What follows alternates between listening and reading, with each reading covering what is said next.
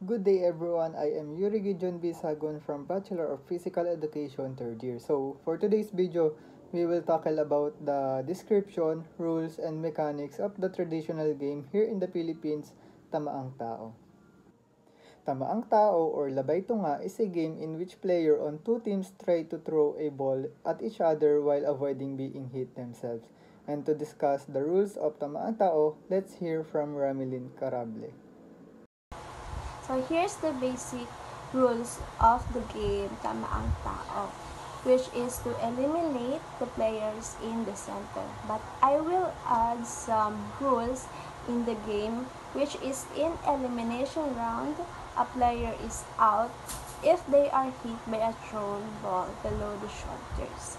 In time limit, if time expires, the team with the most players remaining wins the game. Additional rule: blocking. Blocking a thrown ball is generally allowed, but specific rules may vary.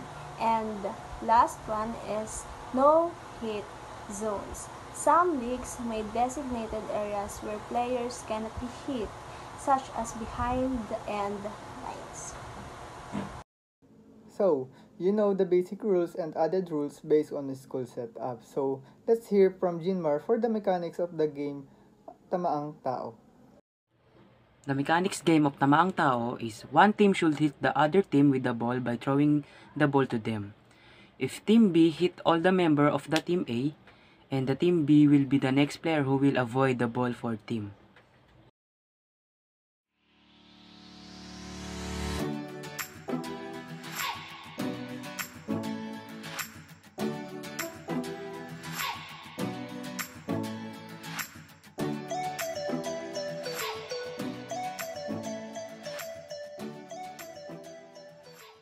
So here are some clips of our actual gameplay about the Tamaang Tao.